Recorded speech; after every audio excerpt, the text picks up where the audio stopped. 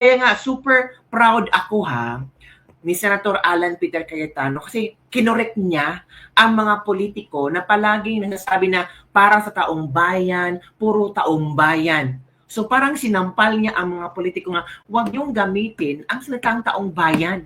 So ito kabibig manood tayo kay Senator Alan Peter Cayetano sa kanyang pagsampal sa mga taong gustong ma-impeach si BP Sara. Kung hindi kaya ma-impeach si BP Sara, sabi niya Peter Alan Cayetano, talunin nyo na lang sa 2028. Ito kabibig, manood tayo. Sabi po ng preamble ng Philippine Constitution, we, the sovereign Filipino people, imploring the aid of Almighty God in order to build a just and humane society and establish a government that shall embody our ideals and aspirations, promote the common good, conserve and develop our patrimony, and secure to ourselves and our posterity the blessing of independence and democracy under the rule of law, a regime of truth, justice, freedom, love, equality, peace, do ordain and promulgate this Constitution.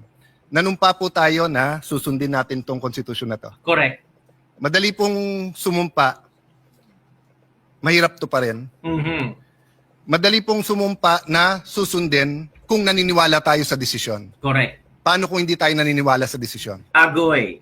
Paano kung ang tinatanggal ngayong hapon na to ay si President Marcos at ayaw kong maging presidente si Vice President Sara Duterte? Correct. Tumpak na tumpak talaga ito si Senator Alan Peter Cayetano, no? Yung wala siyang pakialam kung sino matatamaan niya. Kung friends ba tayo or hindi, basta sabihin ko kung ano yung gusto kong ipaabot sa inyo. Gusto ko kayong sampalin ng todo-todo para mahiya naman kayo. Will I have the courage to follow the same decision? That is the test I apply to myself. Correct. Galing. Tinignan ko po ang Supreme Court decision. Solid po. Hindi nito inaalis ang kapangyarihan sa House to initiate impeachment. February 6 po, sigurado yan. Correct. In fact, before February 6, may quadcom na. Magiging glorieta na yan soon. Tuloy-tuloy po yan, yung mga investigasyon na yun. Kasi ganun ang politika sa Pilipinas. Oo. I hope yung sa baha, investigahan din. Correct. I hope yung sa corruption, sa smuggling, sa karami-rami nating Correct. utang, not only this administration, last administration, 10 administrations. We in this room are all for accountability. But Correct. tama yung Supreme Court sa tamang panahon, tamang proseso. Jeremiah 29:11 tells us, "For I know the plans I have for you, plans to prosper you and not to harm you, plans to give you hope in a future." Uy, in fairness si Senator Alan Peter Cayetano, parang nakikita ko kung bakit siya pinili na vice presidente ni Tatay Digong. Remember nung si Tatay Digong tumakbong presidente, ang kanyang vice presidente si Alan Peter Cayetano.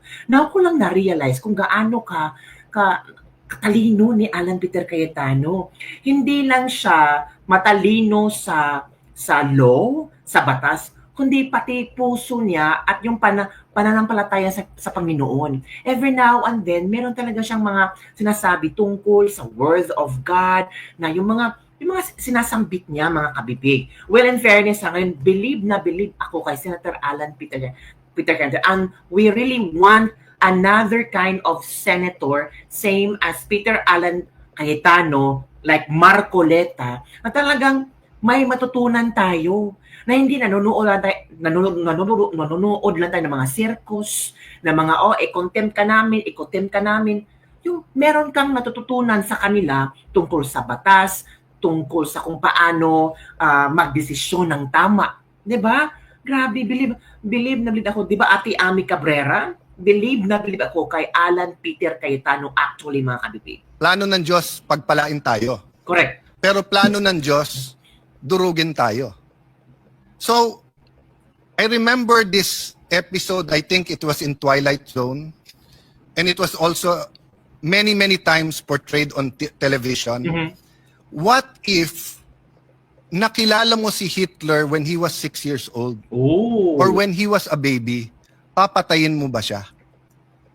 I think even sa psychology or philosophy classes, tinatanong to ng mga professors, what if you had that unique opportunity, nakatabi mo si Hitler nung 6 years old siya, papatayin mo ba siya?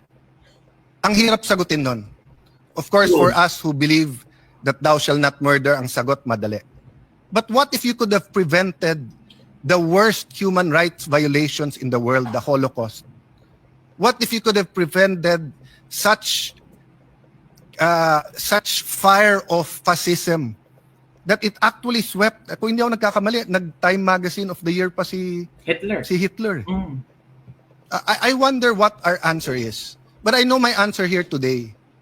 If you kill Hitler when you are 6 years old, if you justify the ends by the means, you will create more Hitlers. Correct. Agree. So if the Vice President is guilty, dapat po siya ay i-impeach. Correct. Pero sa tamang panahon tamang proseso. Tamang proseso. Tama. Nagsalita ng Korte Suprema na mali ang proseso, mali ang panahon. Correct. But yun po, Mr. President, sana kung ano ang discussion since February 5 dito na nakatuon kay Vice President Sara Duterte, sana kung sino ang guilty sa mga baha, ganun din tayo. Correct. Hindi naman siguro si... Tama. Tama, Hindi lang puro VP Sara. Hindi puro Tatay Digong. Pag you discuss naman yung mga flood control projects, yung sa DepEd, ano pa, ang daming problema. Yung sa bigas, yung sa tubig, ang daming problema ng bansa, pero mas binibigyang diin natin yung AGK, ICC, VP Sara's impeachment. Parang naging walang kwenta ang gobyerno natin ngayon. Para nakafocus tayo sa isang tao lang na gusto nating pabagsakin para hindi makatakbo sa 2028. Sara ang gumawa ng mga baha. Sana po kung ano ang cost ng pagkabansot or stunting yung corruption, ganun din, araw-araw talagang wag natin tantanan. Correct. Lastly, Mr. President, may I make an appeal to the media, Ito na. our friends, the vloggers, yung iba nandito, political analysts, advocates, school deans, etc. Nakalagay kasi dito, we all agree on a regime of truth. Parati na lang ang vloggers ang nasasabihan na fake news. Correct. Alam nyo po, marami tayong political analyst ngayon. Di naman sila analyst eh. Ang ibig sabihin ng analyst, provides objective, Salamat, Senator Alan Peter Cayetano. Palagi lang kami mga vlogger. Palagi lang kami sinasabihan ng fake news, di ba? Kahit may mga ganito kami, nagbibigyan ng reaction, fake news talaga kami. Ano bang magagawa pa namin? Pero at least si Senator Alan Peter Cayetano, kinokorek niya ang mga mali na ginagawa ng ibang tao. partisan, data-driven explanation of political events, systems, and trends. Ang ibig sabihin naman ng advocate, champions a specific cause, policy, or interest group to influence public opinion and policy decisions in favor of their positions. Wala namang masama dun eh. So kung ikaw ay advocate, sabihin mo na lang. Pero mag-a-appear ka sa TV, magpapa-interview ka, sasabihin mo political analyst. Pero gusto mo lang, bata mo maging presidente, nililito mo pa ang tao eh. Ganon din po. Ilan beses kami binugbog dito nung iba na ang sabi, bawal daw ang isang senator judge na mag-move to dismiss. Pero sila din ngayon ang nagsasabi sa mga senator judge, mag-MR kayo sa Supreme Court. Saan ka kayo nakakita na hindi pwede mag-motion to dismiss? Judges dismisses cases because of no jurisdiction. Ang CA, 3 sila o 5. Hindi nyo lang nakikita sa publiko at hindi sila mag-move kasi sila lang nag-uusap. Correct. Ang Supreme Court, hindi ba dinismiss nila? Hindi ba sinabi nila no jurisdiction? Tayo kasi dito nag-usap sa hall na to. So natural, hindi naman pwedeng si Senator Batorni ay tumingin lang sa akin tapos maisip niya, dismiss. Tama talaga si Walang Chris. manifestation dito na hindi sinasabi. Correct. My point, Mr. President, is that yung sinabi ni Mahatma Gandhi nangyayari na sa Pilipinas eh. Ooh. Sabi ni Mahatma Gandhi, if it's an eye for an eye, the whole world will go blind. Let's make our stand. Ilang beses ko narinig dito sa hall na to, ang taong bayan, ang taong bayan, ang taong bayan. Banatan mo. Hindi ba naman lahat naman tayo halal ng taong bayan di ba? Banatan mo, Senator Alan Peter. Yan ang gusto ko. Banatan mo yung mga palaging gumagamit ng taong bayan, taong bayan, taong bayan. Banatan mo, Senator Alan Peter. Banatan mo doon. Banatan. Palakpakan natin, Senator Alan Peter Cayetano. Oo. Isampal mo sa mga taong palaging, sa mga politiko na sasabing, puro taong bayan, taong bayan, taong bayan. Nakakasawang pakinggan. Hindi naman namin sila kapareho ng paniniwala at pananaw.